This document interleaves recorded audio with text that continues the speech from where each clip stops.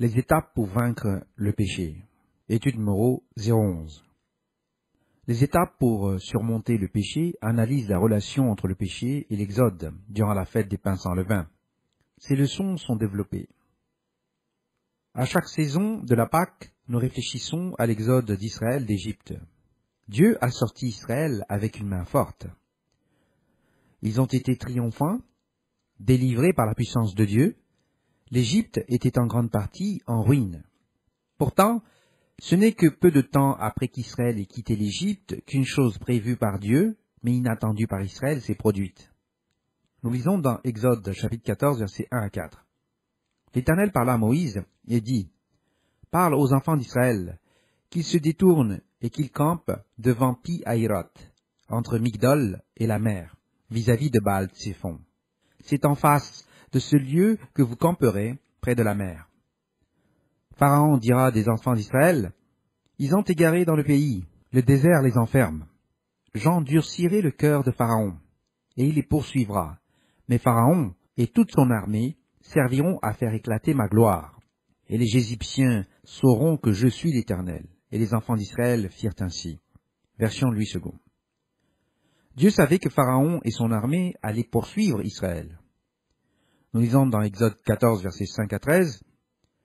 On annonça au roi d'Égypte que le peuple avait pris la fuite. Alors le cœur de Pharaon et celui de ses serviteurs furent changés à l'égard du peuple. Ils dirent, « Qu'avons-nous fait en laissant aller Israël, dont nous n'aurons plus les services ?»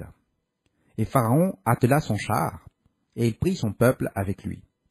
Il prit 600 chars d'élite, et tous les chars de l'Égypte. Il y avait surtout des combattants. L'Éternel endurcit le cœur de Pharaon, roi d'Égypte, et Pharaon poursuivit les enfants d'Israël. Les enfants d'Israël étaient sortis la main levée.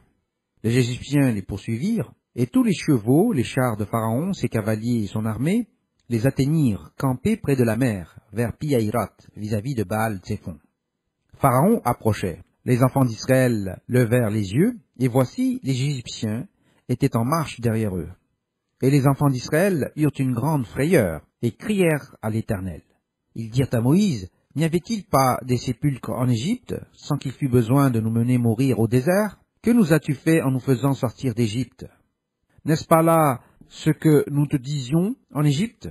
Laisse-nous servir les Égyptiens, car nous aimons mieux servir les Égyptiens que de mourir au désert. » Moïse répondit au peuple, « Ne craignez rien, restez en place, et regardez la délivrance que l'Éternel va vous accorder en ce jour. Car les Égyptiens que vous voyez aujourd'hui, vous ne les verrez plus jamais. » Version Louis II. Les Israélites étaient terrifiés lorsqu'ils ont remarqué que l'armée du Pharaon les poursuivait. Cependant, les versets 15 à 31 expliquent comment Dieu a détruit l'armée égyptienne dans la mer. Mais l'affaire ne s'est pas terminée là. Paul récapitule les 40 ans du vagabondage d'Israël qui ont suivi dans 1 Corinthiens chapitre 10. Nous lisons dans 1 Corinthiens chapitre 10 versets 1 à 10. « Frères, je ne veux pas que vous ignoriez que nos pères ont tous été sous la nuée, qu'ils ont tous passé au travers de la mer, qu'ils ont tous été baptisés en Moïse dans la nuée et dans la mer, qu'ils ont tous mangé le même aliment spirituel, et qu'ils ont tous bu le même breuvage spirituel. Car ils buvaient à un rocher spirituel qui les suivait, et ce rocher était Christ. Mais la plupart d'entre eux ne furent point agréables à Dieu, puisqu'ils périrent dans le désert. Or, ces choses sont arrivées pour nous servir d'exemple, afin que nous n'ayons pas de mauvais désirs, comme ils en ont eu. Ne devenez point idolâtres, comme quelques-uns d'eux, selon qu'il est écrit, le peuple s'assit pour manger et pour boire, puis ils se levèrent pour se divertir. Ne nous livrons point à l'impudicité, comme quelques-uns d'eux s'y livrèrent, de sorte qu'il en tomba 23 000 en un seul jour. Ne tentons point le Seigneur, comme le tentèrent quelques-uns d'eux, qui périrent par les serpents. Ne murmurez point, comme murmurèrent quelques-uns d'eux, qui périrent par l'exterminateur. Version Louis II. Nous voyons donc quelque chose de très intéressant. Le départ d'Israël d'Égypte, comme nous le comprenons, était une sorte de notre départ du péché et du système du Dieu de ce monde, Satan. Pharaon, bien sûr, était une sorte de Satan. En fait, il était le pion de Satan. Mais après qu'Israël ait quitté l'Égypte, Pharaon les a poursuivis. Dieu a détruit l'armée de Pharaon dans la mer Rouge. Dieu a sorti Israël d'Égypte, mais il n'a pas sorti l'Égypte d'Israël. Ils ont péché. Ils ont échoué et ont manqué la marque de l'obéissance, parce que l'Égypte était toujours dans leur esprit, et parce que le dirigeant invisible de l'Égypte, Satan, n'a cessé de les pousser et de les inciter à pécher.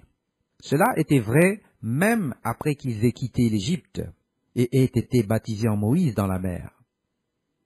Paul utilise cet exemple d'Israël à titre de leçon pour les chrétiens. Reprenons le contexte. Nous lisons dans 1 Corinthiens 9, versets 24 à 27. « Ne savez-vous pas que ceux qui courent dans le stade courent tous, mais qu'un seul remporte le prix? Courez de manière à le remporter. Tous ceux qui combattent s'imposent toute espèce d'abstinence, et ils le font pour obtenir une couronne corruptible. Mais nous faisons-le pour une couronne incorruptible. Moi donc je cours, non pas comme à l'aventure, je frappe non pas comme battant l'air, mais je traite durement mon corps, et je le tiens assujetti, de peur d'être moi-même rejeté après avoir prêché aux autres. » Version Louis II. Le verset 27 mène directement au verset 1 du chapitre 10. Paul utilise l'exemple d'Israël comme un avertissement pour ne pas courir notre course en vain. 1 Corinthiens 10, versets 11 à 12, nous lisons « Ces choses leur sont arrivées pour servir d'exemple. Elles ont été écrites pour notre instruction, à nous qui sommes parvenus à la fin des âges. Ainsi donc que celui qui croit être debout prenne garde de tomber. » Version Louis II. Si vous pensez que vous êtes debout, dit Paul, prenez garde de ne pas tomber. Comment pourrions-nous tomber de la grâce de Dieu ou du pardon de notre passé de péché dans le sacrifice de Christ? En tombant dans le même genre de problème qu'Israël a fait quand ils ont laissé la mentalité qu'ils avaient acquise en Égypte dominer et prendre le contrôle de leurs pensées. Ce que nous devons réaliser, affronter, c'est que, bien que Dieu nous ait fait sortir hors d'Égypte, il n'a pas sorti l'Égypte ou le péché de notre nature. De même que Pharaon a poursuivi Israël, de même le péché nous poursuivra. De même que la mentalité de l'Égypte était toujours présente dans les cœurs et les esprits d'Israël, pendant qu'ils étaient dans le désert, et que cela a conduit au renversement de tous ceux âgés de plus de 20 ans, l'esprit ou la puissance du péché est toujours présent dans notre nature, et pourrait conduire à notre renversement si nous ne sommes pas diligents. De plus, Dieu a vaincu Pharaon, mais Dieu a laissé le dirigeant de Pharaon, Satan, continuer à l'arrière-plan, et ainsi à alimenter cette mentalité de l'Égypte qui était toujours en Israël. Nous devons d'abord comprendre que le péché n'est pas juste la transgression de la loi de Dieu. Le péché est plutôt une puissance vivante et dynamique, une force qui réside dans la nature humaine. Paul l'a décrit comme une loi. Nous lisons dans Romains 7, versets 21 à 23, « Je trouve donc en moi cette loi. Quand je veux faire le bien, le mal est attaché à moi. Car je prends plaisir à la loi de Dieu selon l'homme intérieur. Mais je vois dans mes membres une autre loi qui lutte contre la loi de mon entendement, et qui me rend captif de la loi du péché qui est dans mes membres. » Version Louis II. L'apôtre Jean a été inspiré pour écrire, nous lisons dans la première épître de Jean, chapitre 1, verset 8, « Si nous disons que nous n'avons pas de péché, nous nous séduisons nous-mêmes, et la vérité n'est point en nous. » Entre parenthèses, est la preuve que vous n'avez pas idée de la vérité, selon la version Barclay. Paul, bien sûr, a écrit après de nombreuses années de vie chrétienne, et Jean approchait la fin de sa vie autour de l'an 90 de notre ère. Même après tout ce temps, ils ont tous deux reconnu qu'ils avaient une bataille continuelle ou combat permanent contre le péché. Le problème est que le baptême et le repentir, et même la réception de l'Esprit de Dieu, n'enlèvent pas le principe du péché, comme Paul l'a dit, de notre nature. Cela reste comme une puissance ou une force dynamique à l'œuvre en nous. Le péché est comme un cancer. Il existe des cancers qui dévorent littéralement le corps. Ils rongent et parviennent à détruire autant les tissus tendres que les tissus durs, et même les os s'ils ne sont pas examinés. C'est un processus similaire à celui du péché. Ce qui peut commencer comme un petit problème peut finir par devenir un problème majeur. Et si nous ne faisons pas attention, un problème fatal dans le sens où nous échouerons d'être dans la première résurrection. Paul a décrit le processus en utilisant l'analogie du levain. Nous lisons dans Galates 5, verset 9, « Un peu de levain fait lever toute la pâte », version Louis II. Et Galates 5, verset 9 dans la version Barclay, « Une fois qu'une minuscule infection pénètre dans une société, elle se propage jusqu'à ce que toute la société devienne infectée. » Le levain, ou la levure, est un organisme vivant. Il peut représenter l'esprit positif de Dieu ou les choses négatives de l'esprit de Satan. Comme le levain est un organisme vivant, il croît et se développe et se répand rapidement dans toute la pâte, changeant et assimilant à sa propre nature la pâte originale avec laquelle il est mélangé. Lorsque nous venons à Dieu et que nous sommes baptisés, notre vie est considérée comme sans levain par Dieu, voir 1 Corinthiens 5, verset 7. Et à Dieu nous donne alors le nouveau levain de son esprit. C'est ce levain que nous devons laisser croître et se multiplier en nous. Mais les spores du péché résident toujours dans notre nature, et si nous n'y prenons pas garde, elles peuvent aussi croître, se multiplier et se propager dans notre vie en leur donnant les bonnes conditions. Bien sûr, ce n'est pas entièrement notre problème que de devoir combattre le pouvoir destructif du péché. Satan est là, incitant activement et concevant le péché. Satan est celui qui donne au péché sa vie et son énergie. Satan est celui qui diffuse les pensées, les attitudes, les convoitises et les tentations qui éveillent en nous le désir de transgresser les lois de Dieu. Et ainsi nous péchons. Voir Éphésiens 2, verset 2. Ce que cela signifie, c'est que nous sommes engagés dans une bataille contre le péché, et ce sur deux fronts. Nous devons lutter contre les convoitises de notre propre chair.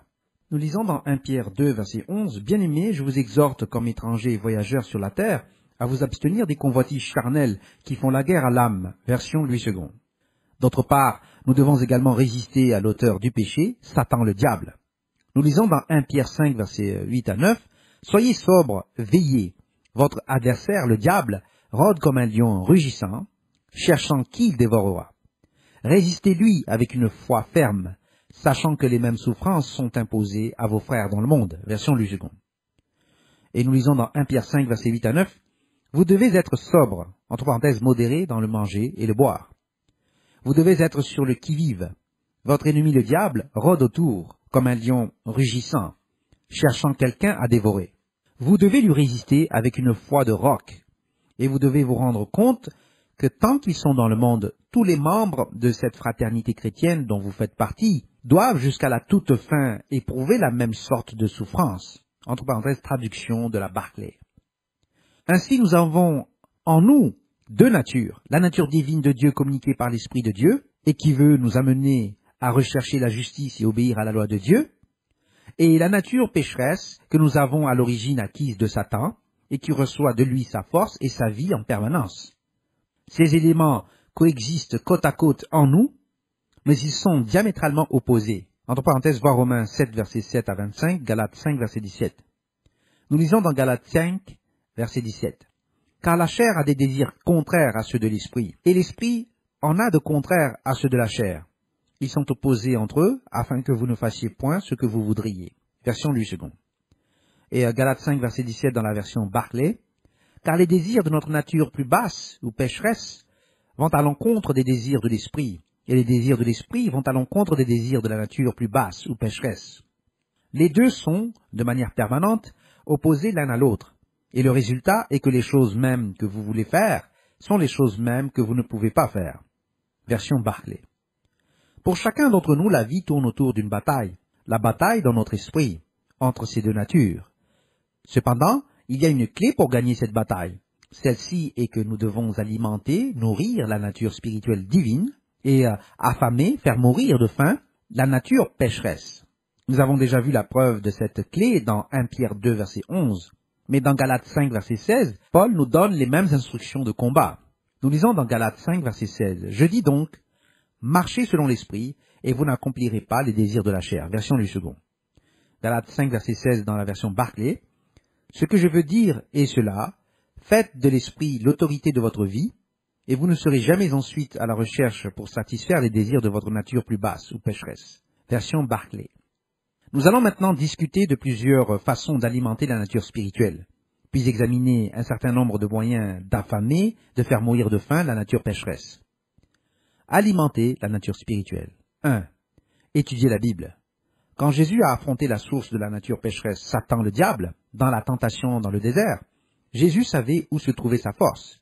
Nous lisons dans Matthieu 4, verset 4, Jésus répondit, « Il est écrit, l'homme ne vivra pas de pain seulement, mais de toute parole qui sort de la bouche de Dieu. » Version Louis II. Et Matthieu 4, verset 4, dans la version BDS-IBS, mais Jésus répondit, « Il est écrit, l'homme n'a pas seulement besoin de pain pour vivre, mais aussi de toute parole que Dieu prononce. » Et Matthieu 4, verset 4, dans la version Barclay, Jésus a répondu, « L'Écriture dit, Il faut plus que du pain pour garder un homme en vie. La vie de l'homme dépend de chaque parole que Dieu prononce. Notre objectif dans l'étude de la Bible devrait être de saturer et d'imprégner nos esprits des pensées de Dieu à tel point que chaque fois que nous sommes mis au défi de pécher en pensée ou en action, nous avons instantanément une réponse de la Bible pour combattre la tentation. C'est pourquoi la Bible est décrite comme l'épée de l'esprit ou de la nature spirituelle que Dieu développe en nous. C'est notre première arme dans la bataille. Voir Éphésiens 6, verset 17. Deuxième point, priez tout le temps. Paul nous dit dans Romains 12, verset 12, « Réjouissez-vous en espérance, soyez patients dans l'affliction, persévérez dans la prière. » Version du second. Et dans la version Phillips, « Maintenez fermement l'habitude de prier. » Les chrétiens sont constamment exhortés d'aller à Dieu dans la prière, à propos de tout.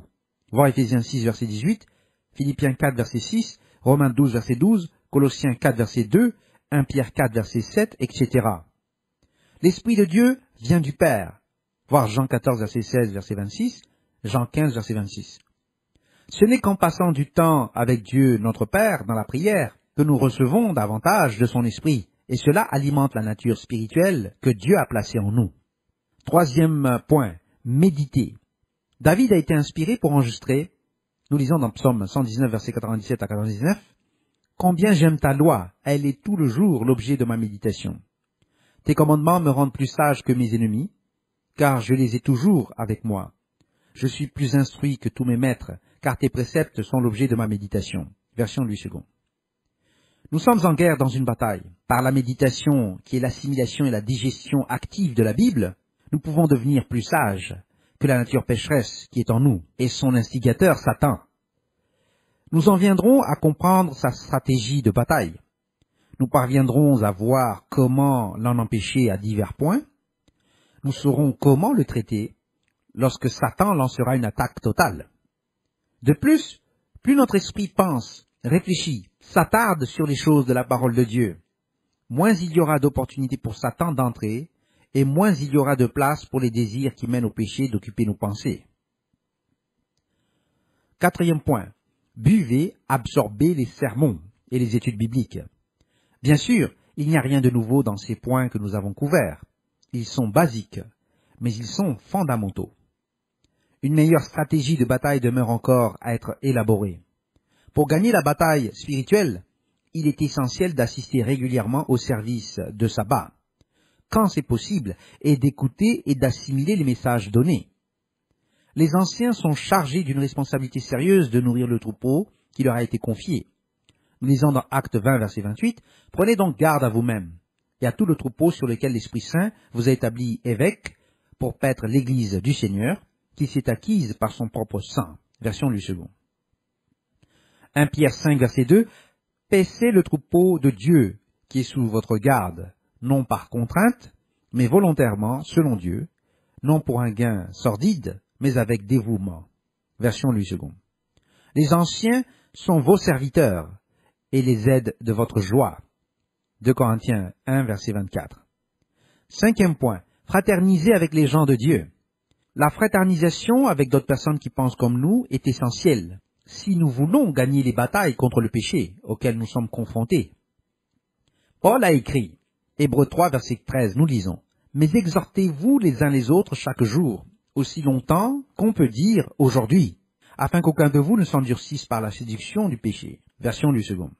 Hébreux 10, verset 25, « N'abandonnons pas notre assemblée, comme c'est la coutume de quelques-uns, mais exhortons-nous réciproquement, et cela d'autant plus que vous voyez s'approcher le jour. » Version Louis II. Si nous comprenons ces passages dans leur contexte, il semble que Paul, ou l'auteur de l'Épître aux Hébreux, faisait allusion à certains qui devenaient négligents dans l'assistance aux réunions de sabbat. Bien sûr, le sabbat est un jour d'assemblée commandé, là où c'est possible. Nous lisons dans Lévitique 23, verset 3, « On travaillera 6 jours, mais le 7e jour est le sabbat, le jour du repos. Il y aura une sainte convocation. Vous ne ferez aucun ouvrage. C'est le sabbat de l'Éternel dans toutes vos demeures. » Version Louis II. Le fait est que nous avons besoin les uns les autres. Dieu n'appelle pas les chrétiens à s'isoler. Nous sommes appelés à être membres du corps de Christ. Chaque membre accomplissant sa part et travaillant avec les autres membres pour édifier, construire le corps entier dans l'amour.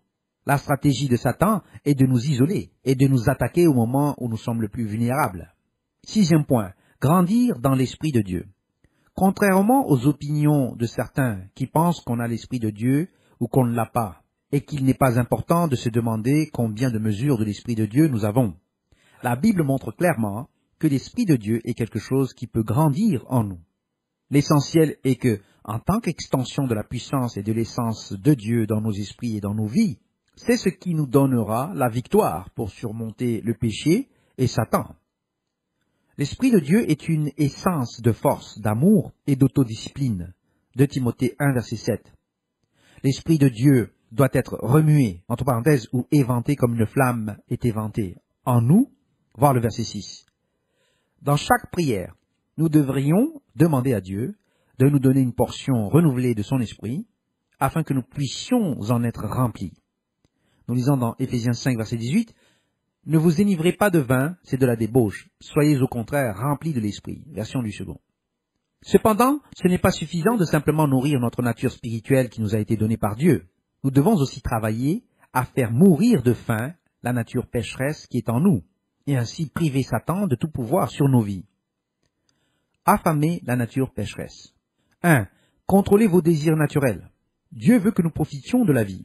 C'est pourquoi Dieu nous a donné nos sens physiques et notre capacité à se projeter, à planifier, à raisonner, à éprouver le plaisir des accomplissements, et ainsi de suite. Cependant, si nous ne contrôlons pas nos désirs, mais que nous laissons nos sens physiques ou nos émotions s'exprimer sans contrôle, nous risquons alors de céder à la nature pécheresse quand notre garde est baissée. Nous devons profiter de la vie, mais aussi vivre de manière modérée et équilibrée. Nous lisons dans 2 Pierre 1, verset 6, « À la science, la tempérance, à la tempérance, la patience, à la patience, la piété. » Version du second. 2e point, fuyez la tentation. Un deuxième domaine vital pour affamer, faire mourir de faim la nature pécheresse est de fuir la tentation lorsqu'elle se présente. Dans 1 Corinthiens 6, verset 18, Paul a donné l'instruction spécifique en ce qui concerne la fornication. Mais bien sûr, le principe s'étend à tous les domaines de la vie. Dans Colossiens 3, verset 5, Paul indique clairement que nous devons mettre à mort ce qui résulte de notre nature pécheresse. Colossiens 3, verset 5, nous lisons, « Faites donc mourir les membres qui sont sur la terre, l'impudicité, l'impureté, les passions, les mauvais désirs et la cupidité, qui est une idolâtrie. » Version du second. Jésus a donné un avertissement tout aussi puissant et urgent dans son enseignement d'arracher notre œil ou de nous couper la main, métaphoriquement parlant, s'il nous pousse à pécher. Voir Matthieu 5, versets 29 à 30.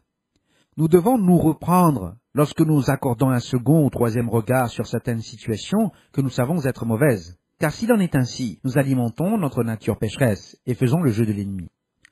Nous devrions plutôt nous saisir par le col et nous éloigner de force d'une telle situation. 3e point, amener toute pensée en captivité. Paul nous y exhorte. Nous lisons dans 2 Corinthiens 10, verset 5, « Nous renversons les raisonnements et toute hauteur qui s'élève contre la connaissance de Dieu, et nous amenons toute pensée captive à l'obéissance de Christ. » Version du second. Cela exigera un degré élevé de discipline de notre part. Mais nous devons garder la porte de notre esprit et ne laisser entrer que ce qui est bon et droit aux yeux de Dieu. Philippiens 4, verset 8. Satan cherchera toutes les occasions de glisser dans des rationalisations et des diversions pour détourner nos esprits de la tâche d'affamer, de faire mourir de faim la nature pécheresse. 4e point, contrôlez votre tempérament. Bien que nous soyons tous enclins à la colère, certains types de personnalités ont la difficulté à la contrôler. De tels gens se fâchent facilement et ils ont souvent beaucoup de mal à relâcher leur colère, une fois que la colère s'est enflammée. Comprendre la dynamique de la colère et savoir comment la gérer, maîtriser de façon pieuse, est un grand sujet. Entre parenthèses, voir le document d'étude de la colère numéro 061. Cependant, pour le moment, nous devrions noter ce que la Bible nous dit. Nous lisons dans Jacques 1, verset 19 à 20. « Sachez-le, mes frères bien-aimés, ainsi que tout homme soit prompt à écouter, lent à parler et lent à se mettre en colère, car la colère de l'homme n'accomplit pas la justice de Dieu. » Version du second. Colossiens 3, verset 8. « Mais maintenant, renoncez à toutes ces choses, à la colère, à l'animosité, à la méchanceté, à la calomnie, aux paroles déshonnêtes qui pourraient sortir de votre bouche. » Version du second. Éphésiens 4, verset 31. « Que toute amertume, toute animosité, toute colère, toute clameur, Toute calomnie et toute espèce de méchanceté disparaissent du milieu de vous. Version du second. Galates 5, verset 20, l'idolâtrie, la magie, les inimitiés, les querelles, les jalousies, les animosités, les disputes, les divisions, les sectes. Version du second. La Bible est claire sur le fait que la colère est, dans la plupart des cas, une œuvre de la nature pécheresse. Entre parenthèses, il existe cependant une colère qui est juste, telle que celle que Christ a démontrée quand il a chassé les changeurs d'argent hors du temple. Mais la plupart de la colère que les gens éprouvent n'est pas de cette sorte. Nous éprouvons de la colère parce que nous avons été offensés ou contrariés ou dérangés, etc. Non parce que le nom de Dieu a été calomnié. En outre, il est clair que si elle n'est pas contrôlée, cette colère ouvrira une brèche à Satan dans nos esprits. Éphésiens 4, versets 26 à 27 nous dit « Si vous vous mettez en colère, ne péchez point, que le soleil ne se couche pas sur votre colère, et ne donnez pas accès au diable. » Version du second. Outre la douleur et la souffrance que la colère introduit dans nos relations avec les autres, la colère laisse aussi une porte grande ouverte à Satan pour entrer et nous attaquer. Nous devons développer un esprit alerte, une tête froide et une disposition d'esprit stable, de même qu'une attitude de compassion et de pardon. 5e point, n'aimez pas le monde. Ce monde est le terrain de jeu de Satan. C'est un monde spécifiquement conçu pour nous éloigner de Dieu, un monde de distraction et de tromperie astucieuse. Cependant, la Bible nous dit de ne pas aimer ce monde. Nous lisons dans 1 Jean 2, versets 15 à 16, « N'aimez point le monde, ni les choses qui sont dans le monde. Si quelqu'un aime le monde, l'amour du Père n'est point en lui. Car tout ce qui est dans le monde, la convoitise de la chair, la convoitise des yeux et l'orgueil de la vie, ne vient point du Père, mais vient du monde. » Version du second. 1 Jean 2, versets 15 à 16 dans la version Barclay. « Vous ne devez pas être amoureux du monde et des choses du monde. Personne ne peut être amoureux du monde et amoureux de Dieu en même temps. Tout ce qui est caractéristique du monde, les désirs des passions, la façon par laquelle la vue de ce que nous n'avons pas eu allume nos désirs pour cela, la fascination de mauvais goût pour la vie de ce monde, a sa source non pas dans le Père, mais dans le monde. Traduction de la Barclay. Nous avons plutôt besoin d'être transformés. Nous lisons dans Romains 12, versets 1 à 2, « Je vous exhorte donc, frères, par les compassions de Dieu, à offrir vos corps comme un sacrifice vivant, saint, agréable à Dieu, ce qui sera de votre part un culte raisonnable. Ne vous conformez pas au siècle présent, mais soyez transformés par le renouvellement de l'intelligence, afin que vous discerniez quelle est la volonté de Dieu, ce qui est bon, agréable et parfait. » Version du second. Et Romains 12, versets 1 à 2 dans la version Barclay. « Donc, frères, je vous recommande vivement, par les actes de miséricorde de Dieu, d'offrir vos corps à Dieu, comme un sacrifice consacré et vivant, qui enchantera le cœur de Dieu, car c'est la seule adoration qu'un être raisonnable peut offrir à Dieu. Arrêtez de toujours essayer d'ajuster votre vie aux voies du monde. Vous devez développer une nouvelle attitude face à la vie. Votre perspective mentale entière doit être radicalement changée pour que vous soyez capable de décider ce qu'est la volonté de Dieu et de savoir ce qui lui est bon et agréable et parfait. Version Barclay. Si nous aimons le monde, nous ne faisons pas mourir la nature pécheresse et nous finirons par perdre la bataille entre les deux natures en guerre en nous. Conclusion. Les lignes de bataille sont clairement tracées. Le péché est plus sinistre et plus répandu que le simple acte occasionnel de désobéissance à la loi de Dieu. Le péché est une puissance ou une force active à l'œuvre dans nos esprits et nos corps, recevant sa vie et son énergie de l'auteur du péché et le trompeur par excellence, Satan le diable. Vaincre, surmonter, est un processus qui consiste à nourrir la nature de Dieu en nous et à affamer à ne pas alimenter la nature charnelle pécheresse. Cela exige de l'autodiscipline et un effort constant. Cependant, nous ne devons jamais perdre courage. Jésus a vaincu le monde avant nous. Et Jésus nous donnera toute l'aide, la puissance et l'encouragement dont nous avons besoin pour faire de même. Son sacrifice est sûr pour toujours, et Christ couvrira tous les péchés que nous commettrons. Nous sommes entre les mains de son Père et entre ses mains. Ensemble, ils ne nous laisseront jamais partir ou nous permettre d'être perdus. Si nous avons les yeux fixés sur Dieu, et si nous nous tournons vers l'exemple que Jésus nous a donné, si nous faisons appel à Dieu pour son esprit, et si nous nous soutenons et nous nous encourageons les uns les autres, nous gagnerons la bataille. La victoire est assurée. Fin de la lecture de l'étude « Les étapes pour vaincre le péché » numéro 011.